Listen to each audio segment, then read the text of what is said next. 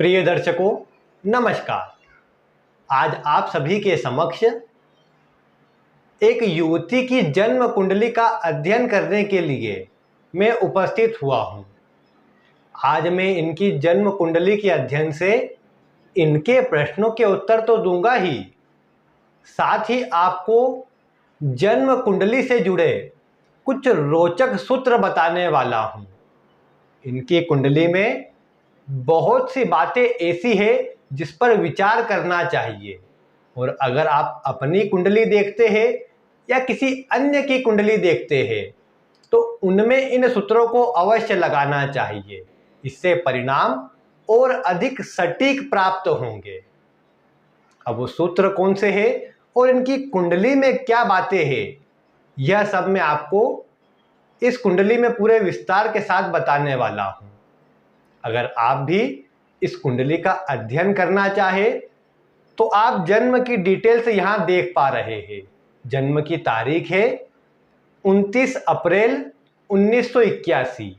जन्म का समय सुबह 4:35। स्थान है टनकपुर, उत्तराखंड। या आप डालेंगे इस शहर का स्थान, आसानी से प्राप्त हो जाएगा। इनकी कुंडली बनती है मीन लग्न और कुंभ राशि की। जल तत्वीय लग्न और वायु तत्वीय राशि। अब देखिए, यहां पर अगर देखा जाए तो जल और वायु में कहीं ना कहीं सामंजस्य जीवन में बैठ जाता है। इसका परिणाम क्या होगा कि इनके मन में जो जो विचार आएंगे उसे इनकी राशि का वायु तत्वीय होना और प्रवाहित करेगा और तेजी प्रदान करेगा, जो कहीं ना कहीं जीवन में सफलता प्रदायक रहेगा। जन्म कुंडली में लग्न और राशि के स्वामी आपस में मित्र हो, ये तो बहुत शुभ होता है। लेकिन अगर लग्न के और राशि के तत्व एक हो या एक दूसरे को बल प्रदान करते हो तो यह भी जीवन में होने वाले संघर्ष को कम कर देता है। यहां पर जल तत्वीय लग्न होने से यह बात तय है कि इनके अंदर भावुकता का स्वभाव भी अधिक रहेगा, दूसरे के लिए अधिक कुछ कार्य करने का भी स्वभाव रहेगा, मन में चंचलता अधिक रहेगी। और वायु तत्वीय राशि होने से ये वायु इन सभी के प्रभाव को और अधिक बढ़ाएंगी। परिणाम स्वरूप अधिक बातें सोचना, व्यर्थ की कल्पनाएं करते रहना, ये इनके स्वभाव में देखा जा सकता है। मीन लग्न इनका बना हुआ है तो मीन लग्न ये काल पुरुष की कुंडली में 12वें भाव की राशि है। जहां पर भी अधिक सोचना, मनन करना, ये बातें अधिक देखने को मिलती है। इस राशि के प्रतीक चिन्ह को भी अगर आप देखेंगे तो उसमें दो मछलियां हैं जो एक दूसरे के विरुद्ध है। इनके स्वभाव में भी यही बातें रहती है कि ये अपने आप से थोड़े से लड़ते रहते हैं। कोई भी प्रश्न हो उस पर तर्क वितर्क स्वयं से ही करते रहेंगे। अधिक सोचना और फिर किसी निर्णय पर पहुंचना, ये इनके स्वभाव में होता है। दुनिया से कुछ अलग करने का गुण ये इनके स्वभाव में होता है। ज्ञानी होते हैं, परोपकारी होते हैं, धार्मिक होते हैं। दूसरे के लिए सदैव कुछ न कुछ करते रहने का ही इनका स्वभाव होता है। और ये सब गुण इनको जीवन में सबसे अलग भी बना देते हैं। यहां इनकी राशि कुंभ हो जाने से थोड़े प्रैक्टिकल भी हो जाएंगे। ये तो द्विस्वभाव राशि है जिससे मन में ऊहापोह की स्थिति बनी रहेगी। लेकिन कुंभ राशि हो जाने से ये स्थिर राशि है। थोड़ी स्थिरता पूर्वक कार्य करने का गुण भी आ जाएगा। परिणाम स्वरूप जीवन में श्रेष्ठ सफलता की ही स्थिति ये राशि और लग्न का जो तत्व है वह प्रदान करेगा। अब इनके अगर चंद्रमा की बात की जाए तो ये चंद्रमा कुंभ राशि में है, धनिष्ठा नक्षत्र के चौथे चरण में। अब धनिष्ठा नक्षत्र में यहां पर चंद्रमा का होना, यह मंगल का नक्षत्र होता है धनिष्ठा। इस नक्षत्र में भी वही बातें जो अभी मैंने आपको बताई, धार्मिकता का स्वभाव, दूसरे के लिए अच्छा करने का स्वभाव, ये सब रहता है। लेकिन मंगल का नक्षत्र होने से थोड़ी जल्दीबाजी और गुस्सा बढ़ जाता है, और फिर ज़्यादा किसी से दबना, किसी के सामने झुक करके रहना, ये स्वभाव में नहीं होता। लेकिन किसी का अहित भी नहीं करते, इसीलिए जीवन अच्छा होता है। कम उम्र से जिम्मेदारी उठाना और कम उम्र से आगे बढ़ना, ये धनिष्ठा नक्षत्र में विशेष प्रभाव देखने को मिलता है, और यही सब गुण इनके अंदर भी रहेंगे। चंद्रमा जो मंगल के नक्षत्र में है, मंगल भाग्येश बनते हैं, तो ये भी जीवन में सफलता प्रदायक ही रहेगा और जीवन में उन्नति कारक ही रहेगा। इसीलिए यहाँ पर इनकी ग्रह अवस्था जो लग्न और राशि नक्षत्र के अनुसार आई है, शुभ अवस्था में है, जिसका प्रभाव जीवन में शुभ प्राप्त होगा। अब इसके बाद इनकी ग्रह अवस्था की चर्चा करें तो यहाँ पर इनका लग्न बना है मीन, और मीन लग्न के स्वामी गुरु कुंडली के सप्तम भाव में बैठे हैं, शनि के साथ है वक्र अवस्था में। अब एक बात आप सभी जानते हैं कि गुरु मीन लग्न में दो केंद्रों के स्वामी होते हैं, और ये अपने दोनों भाव को छोड़कर बुध की राशि में बैठे हैं। परिणाम स्वरूप ये गुरु यहाँ पर केंद्राधिपति दोष से ग्रसित हो जाएंगे, और इसके परिणाम स्वरूप जीवन में प्रत्येक कार्य में ये विलंब भी उत्पन्न करेंगे, और कहीं ना कहीं जीवन में थोड़ी मेहनत और संघर्ष बढ़ जाएगा। लग्नेश कुंडली के सबसे प्रमुख ग्रह होते हैं, और वो किसी भी प्रकार से अगर कमजोर होते हैं तो जीवन में उनके द्वारा मिलने वाले प्रभाव में कमी आती है, या अधिक मेहनत के बाद वो परिणाम मिल पाता है। यहाँ पर गुरु वक्री अवस्था में है, ये अच्छी बात है, क्योंकि ये अपने मित्र की राशि में तो नहीं है, वहां पर इनका वक्री होना विशेष शुभ रहेगा। सप्तम भाव में बैठे हैं तो भी कोई परेशानी नहीं, क्योंकि लग्नेश जिस भाव में बैठेगा उसकी वृद्धि ही करेगा। तो सप्तम में लग्नेश का बैठना ये विवाह बाद तरक्की को, विवाह बाद अच्छी स्थितियों को उत्पन्न करता है। गुरु के साथ शनि है, जिससे शनि का बल तो अच्छा हो जाएगा। शनि की दशा, अंतरदशा, महादशा शुभ परिणाम देने वाली रहेगी, लेकिन गुरु कमजोर हो जाने से गुरु का प्रभाव कम मिल पाएगा, ज्यादा अच्छा नहीं मिल पाएगा। यहां पर शनि की मैं बात कर चुका हूं। शनि वैसे इस कुंडली में लाभ भाव और एकादश भाव के स्वामी होते हैं, इसीलिए अकारक ग्रह के रूप में इनकी गिनती होती है, और ये शनि कुंडली के सप्तम भाव में बैठे हैं, यह भी वक्री है। आपको मैं इन गुरु और शनि से जुड़ा एक सूत्र बता रहा हूं, अगर आपकी कुंडली में है तो मिला करके देखिएगा। कुंडली में गुरु वक्री हो या शनि वक्री हो, दोनों में से कोई भी एक वक्री हो और एक दूसरे से कैसा भी संबंध स्थापित कर ले, दृष्टि संबंध हो या युति संबंध हो, यहां पर तो दोनों ही वक्री है और दोनों युति में भी बैठे हुए हैं। परिणाम स्वरूप ये गुरु और शनि की युति, इनको ये जो भी कार्य करेंगे उस क्षेत्र में इनका अलग वर्चस्व क्रिएट करेंगे, अलग मान सम्मान प्रदान कराने का कार्य करेंगे। गुरु या शनि में से कोई भी वक्री हो और एक दूसरे से संबंध स्थापित कर ले, तो ऐसा व्यक्ति अपने जीवन काल में जो भी कार्य करेगा उसमें अपनी विशिष्ट और अलग पहचान बनाएगा। तो ये योग इनकी कुंडली में बनता है। सप्तम भाव में है तो स्वयं के द्वारा किए गए कार्य, पति के सहयोग से किए गए कार्य इनको जीवन में अलग पहचान प्रदान करेगा और सफलता देने का कार्य करेगा। यहाँ पर गुरु शनि की युति कोई खराब प्रभाव नहीं देंगी, बस गुरु यहाँ पर थोड़े कमजोर हो जाने से विवाह में उदासीनता देखने को मिल जाएंगी। यानी ऐसे में विवाह में कोई खराबी नहीं आती, लेकिन प्रायः देखने को मिला है कहीं ना कहीं जो एक विशेष प्रेम और लगाव रहना चाहिए उसमें थोड़ी कमी रहती है, और प्रायः सामान्य स्तर का वैवाहिक जीवन होता है जिसमें भी कोई विशेष चिंता नहीं करनी चाहिए, सब स्थिति ठीक ही रहती है। इसके बाद इस कुंडली में देखें तो सबसे प्रमुख ग्रह बनते हैं मंगल, जो भाग्येश और द्वितीयेश बनते हैं। यहाँ पर मंगल कुंडली के द्वितीय भाव में बैठे हुए हैं, और मंगल के साथ में सूर्य, बुध और शुक्र भी बैठे हुए हैं।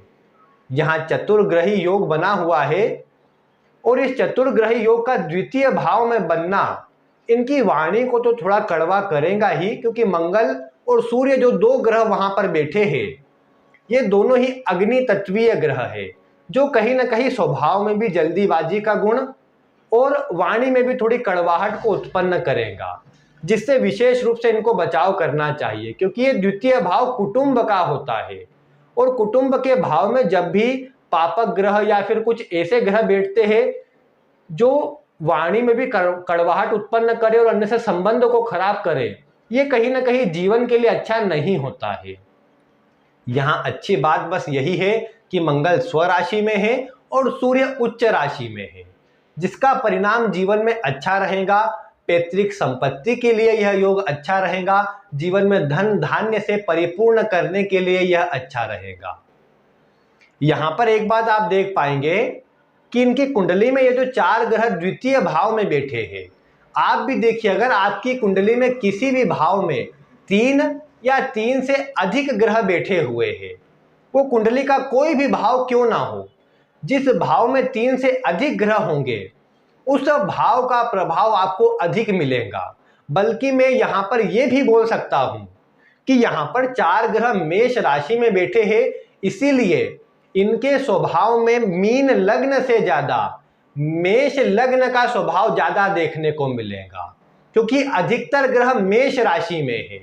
परिणाम स्वरूप मेष राशि का जो स्वभाव होता है, जल्दीबाजी में कार्य करना, एकाएक किसी डिसीजन पर आ जाना और गुस्से में कई बार कुछ बोल देना, कुछ कह देना, ये सब स्वभाव में अधिक रहेगा, क्योंकि यहाँ पर 4 ग्रह मेष राशि में बैठे हैं। अगर आपकी कुंडली में भी किसी भाव में 3 से अधिक ग्रह बैठे हैं तो वो भाव आपके लग्न से ज्यादा बलवान हो जाएगा और उस भाव का प्रभाव जीवन में सर्वाधिक प्राप्त होगा।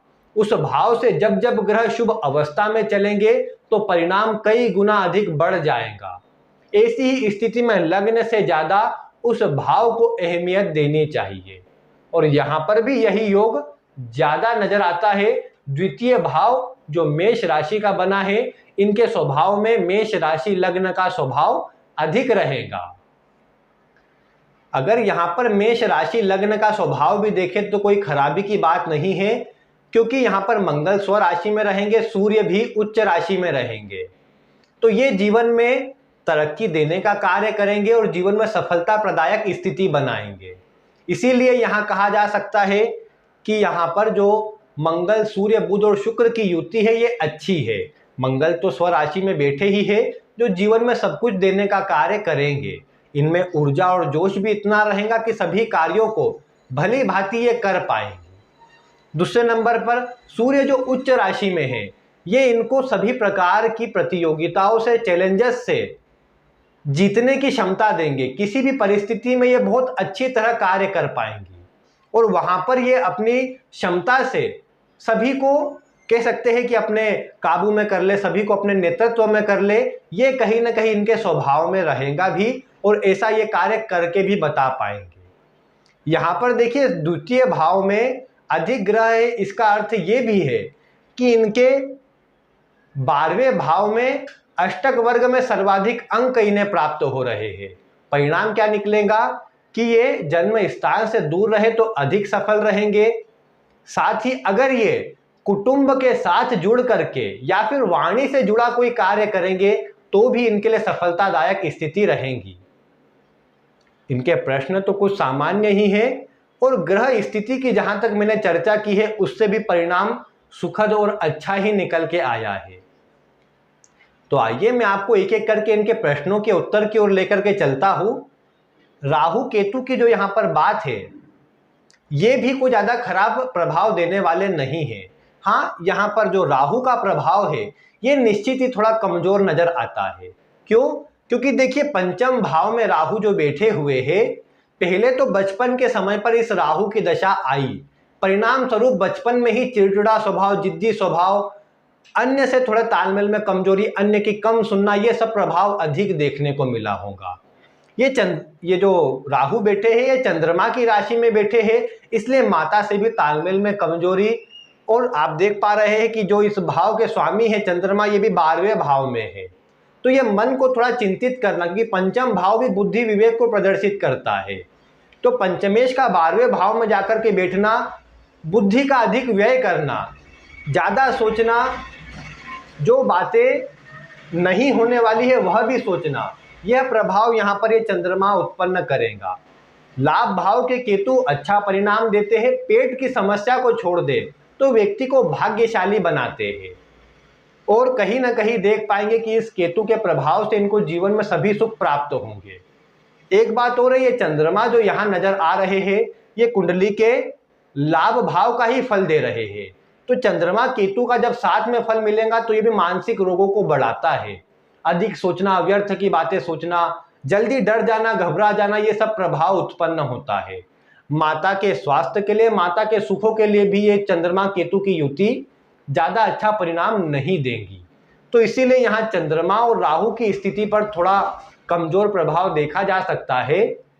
यही चंद्रमा आय में, धन आगमन में भी थोड़ी उतार चढ़ाव की स्थिति उत्पन्न करेंगे, लेकिन केतु का प्रभाव शुभ होने से धन आगमन अच्छी मात्रा में होगा और द्वितीय भाव में अधिक ग्रह है तो ये धन संचय अधिक करवाने के योग बनाएंगे। परिणाम स्वरूप धन भी आएगा और संचय भी अच्छी मात्रा में कर पाएंगे। तो इसीलिए कहा जाए तो कुंडली अच्छी है, परिणाम यहाँ पर अच्छा नजर आता है। दशा की बात करें तो वर्तमान समय में शनि की महादशा चल रही है। शनि इस कुंडली में बता चुका हूं अकारक ग्रह होते हैं। ऐसे में सप्तम भाव में जो शनि बैठे हुए हैं, सप्तम के शनि दिग्बली होते हैं, मजबूत होते हैं, कारक होते हैं। परिणाम स्वरूप यहाँ सप्तम भाव में बैठे शनि अपना अच्छा परिणाम देंगे। लग्नेश के साथ बैठे हैं तो धार्मिक स्वभाव का भी बनाएंगे और जीवन में गुरु के साथ होने के कारण सदमार्ग से जोड़ करके आपको ऊंचाई देने का कार्य करेंगे।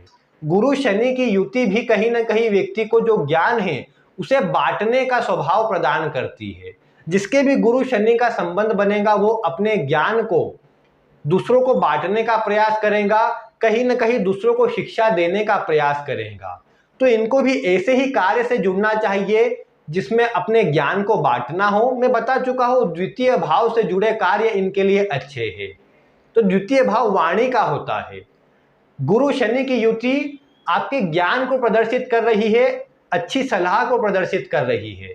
तो किसी को ज्ञान देना, सलाह देना, शिक्षा देना, इन सबसे जुड़े कार्य सफलता प्रदायक रहेंगे और जीवन में तरक्की देने का कार्य करेंगे। तो ये कार्य इनको अवश्य करना चाहिए। ये शनि की दशा निश्चित ही शुभ परिणाम देने वाली कही जाएंगी। अब ये शनि लाभ भाव के स्वामी है जिसे उपचय भाव कहा जाता है।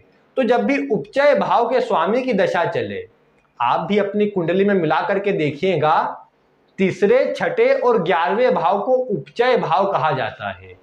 जब भी उपचय भाव के स्वामी की दशा चले और उस दशा में द्वितीय भाव या फिर सप्तम भाव के स्वामी की अंतरदशा आ जाए तो वह समय ऐसा होता है जब व्यक्ति को शारीरिक कष्ट होते हैं, आर्थिक भी होते हैं और परेशानी उस समय पर बनती है।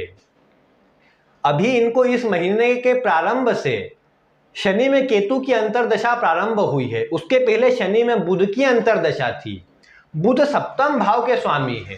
तो शनि में बुध की अंतरदशा विशेष रूप से मानसिक कष्ट, पीड़ा, स्वास्थ्य में कमजोरी और कहीं ना कहीं चिंताओं को देती देखी जा सकती थी। अब केतु की अंतरदशा है, एक दूसरे से नवम पंचम के योग में है। संतान आदि के सुख के लिए, जीवन में तरक्की के लिए, अपनी बुद्धि कौशल से सही कार्य के लिए यह दशा अच्छी है। परिणाम इस दशा में निश्चित ही शुभ मिलता नजर आएगा। शनि में शुक्र की अंतरदशा देखें तो वो भी यहाँ पर ज्यादा कमजोर नहीं आई है। शुक्र, बुध और मंगल तीनों अस्त अवस्था में है यहाँ पर। परिणाम स्वरूप शुक्र जो इस कुंडली में प्रबल मारक की अवस्था में आते हैं वो अपना अशुभ प्रभाव नहीं दे पाएंगे। जब भी कुंडली के मारक या अकारक ग्रह अस्त हो जाए या कमजोर हो जाए तो उनकी दशा अंतरदशा में जब भी कमजोर प्रभाव मिलने वाला हो वो नहीं मिल पाता है। परिणाम स्वरूप शनि में शुक्र की दशा सामान्य रहेगी, ज्यादा शुभ भी नहीं रहेगी और कुछ अशुभता भी ज्यादा मात्रा में नहीं दे पाएंगी। तो इसीलिए यहाँ पर शनि में शुक्र की अंतरदशा भी आगे जो आएंगी वो ठीक रहेंगी। और जैसा मैं बता चुका हूं शनि यहाँ पर शुभ अवस्था में बैठे हैं। गुरु शनि की युति हो तो शनि का बल बढ़ता है और शनि फिर अपनी दशा अंतरदशा में विशेष शुभ फल प्रदान करते हैं। यही बात इनके लिए लागू होंगी। बस इनको कोशिश करना चाहिए भावनाओं में बहकर कोई कार्य न करे। इनके छठे भाव के स्वामी द्वितीय भाव में है, छठे भाव पर चंद्रमा की दृष्टि है। परिणाम स्वरूप दूसरों की बातों में आकर के अपने धन को दे देना, दूसरों की बातों में आकर कोई कार्य करना इनको परेशानियों में डालने का कार्य करेगा और कहीं ना कहीं अच्छी भली स्थिति को बिगाड़ने का कार्य करेगा। तो बस उससे बचाव कर ले तो बहुत हद तक स्थिति इनके पक्ष में रहेगी। बाकी आगे इनको अभी शनि की दशा 2035 तक है, कोई खराबी की चिंता नहीं। बस बुध की अंतरदशा तो निकल गई है, द्वितीय भाव के स्वामी यानी मंगल की अंतरदशा जब आएंगी उस समय पर भी थोड़ा ध्यान रखिएगा, स्वास्थ्य का भी, आर्थिक स्थिति का भी और अन्य बातों का भी, ताकि अन्य दशाएं अपना जो शुभ परिणाम देने वाली है वो आपको अच्छी मात्रा में मिल पाए। इसके बाद फिर बुध की दशा आएंगी, वो तो कोई चिंताजनक है ही नहीं। बुध 2 केंद्र के स्वामी है, केंद्र में नहीं है, कुंडली के द्वितीय भाव में है, अच्छी बात है। सभी प्रकार के भौतिक सुख भी देने का कार्य करेंगे और जीवन के लिए भी अच्छे रहेंगे। तो यानी कहा जाए तो आगे आने वाला जो समय है ये इनके लिए विशेष शुभ है। इनके प्रश्न दाम्पत्य जीवन से जुड़े थे, तो दाम्पत्य जीवन का मैं बता चुका हूं, उदासीनता रहेगी। गुरु शनि की युति सप्तम भाव में हुए तो ये बताता है पति के स्वभाव को। पति का स्वभाव भी कहीं ना कहीं अपने अंडर में लेकर के चलने वाला जरूर होगा, ज्यादा दबे इस तरह का स्वभाव तो नहीं, लेकिन गुरु शनि की युति है तो नौकरी में उच्च पद अवश्य होंगे और अच्छा कार्य करते होंगे, अपना मान सम्मान विशेष रूप से कायम होगा। अच्छे ईमानदारी के कार्य से, सद्कार्य से जीवन में आगे बढ़ते होंगे, ये सब प्रभाव यहाँ लागू होता है। दाम्पत्य जीवन अच्छा कहा जाएगा, सामान्य मतभेद के अतिरिक्त कोई बड़ी परेशानी नहीं है। दूसरे नंबर पर संतान की इन्होंने बात करी थी। राहु निश्चित ही कमजोर हो रहे हैं, लेकिन इन्होंने कहा इनकी पहली संतान पुत्र है, तो स्थिति यहाँ पर ठीक है, आगे संतान के योग भी है। कई बार शनि का सप्तम भाव में बैठना पहली और दूसरी संतान के बीच में उम्र में अंतर लाता है। यहां पर गुरु शनि बैठे हुए हैं, अभी आपको शनि में केतु की अंतरदशा है, नवम पंचम है दोनों एक दूसरे से। संतान प्राप्ति हेतु तो ये समय भी पर्याप्त है। संतान प्राप्ति के शुभ योग अगले वर्ष अप्रैल के बाद बनते हैं, लेकिन अब पति की कुंडली में किस तरह के योग है वो भी लागू होंगे, उसको भी एक बार देख करके आप आगे बढ़े। संतान आदि की स्थिति यहां पर अच्छी है।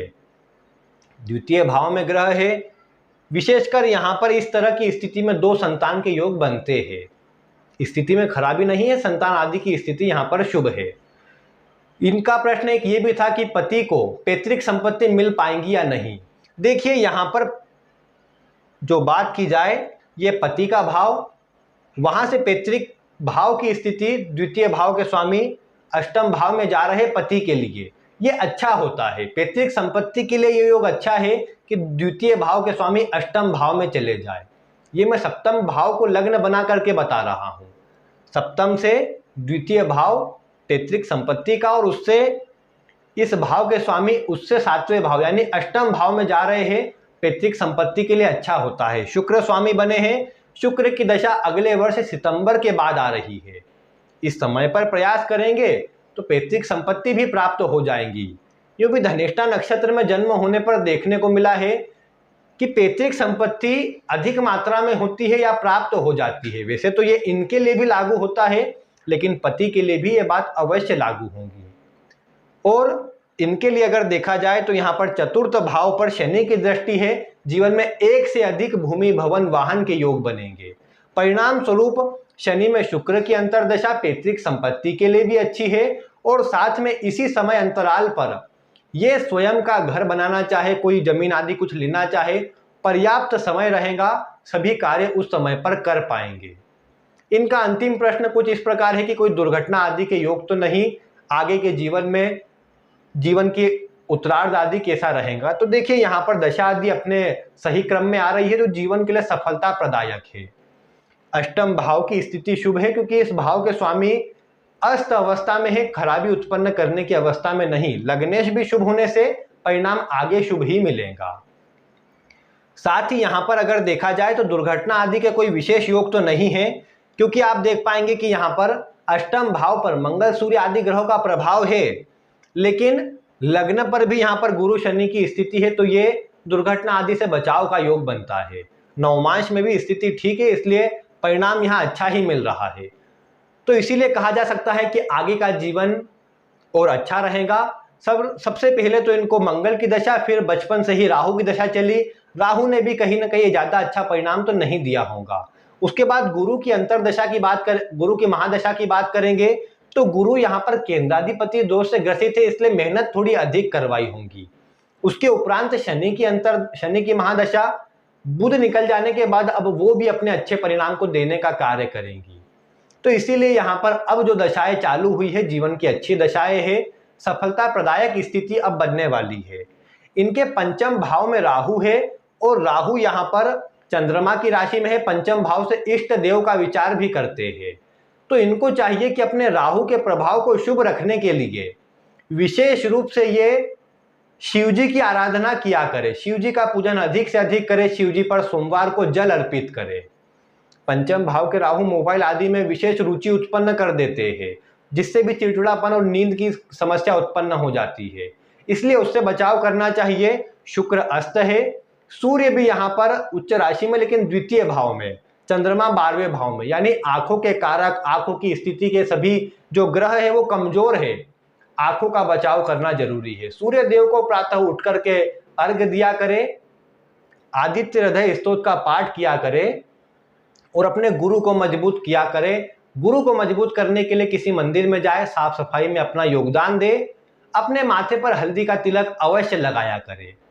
साथ ही यहाँ पर ये गुरु पेट संबंधी रोग देने का कार्य अवश्य करेंगे, इसीलिए भोजन सात्विक रखे। द्वितीय भाव में अधिक ग्रह है, अधिक तला हुआ, चरका या क्रिस्पी भोजन करना स्वास्थ्य के लिए अच्छा नहीं रहेगा, उससे बचाव करें, ज्यादा अच्छी स्थिति बनेगी। जंक फूड आदि से भी बचाव करना अच्छा रहता है। जितना अधिक आप नियमित काम करेंगे, सही समय से कार्य करेंगे, उतनी अधिक कुंडली सफलता देने का कार्य करेंगी, क्योंकि आपके छठे भाव के स्वामी उच्च राशि में है। छठा भाव आपकी डेली रूटीन में किए गए कार्यों को प्रदर्शित करता है। तो अगर आप समय अवधि पूरी बना करके सही शेड्यूल से काम करेंगे तो आपके लिए ज्यादा अच्छा रहेगा। चंद्रमा 12वें भाव में बैठकर आलसी बनाते हैं, कार्य को टालने की प्रवृत्ति देते हैं। फिर शनि की दशा है, वो भी कहीं ना कहीं सुस्ती और अधिक सोचने में ही आप अपना समय व्यतीत कर देंगे, ये प्रभाव उत्पन्न कर देती है, उसका थोड़ा ध्यान रखें। और यहाँ पर सही मार्ग के साथ में विशेषकर सही समय से कार्य करते रहे तो सफलता अच्छी मिलेगी और जीवन पर्यंत किसी प्रकार की परेशानी नहीं रहेगी। तो चंद्रमा की अधिक से अधिक पूजा और किसी मंदिर में प्रतिदिन जाना, दर्शन करना, सफाई में योगदान देना, अपने माथे पर तिलक करना, ये सब कार्य करते रहे। सूर्य की पूजा से जुड़े रहेंगे, सूर्य की आराधना से जुड़े रहेंगे तो जीवन पर्यंत किसी प्रकार की परेशानी नहीं होगी।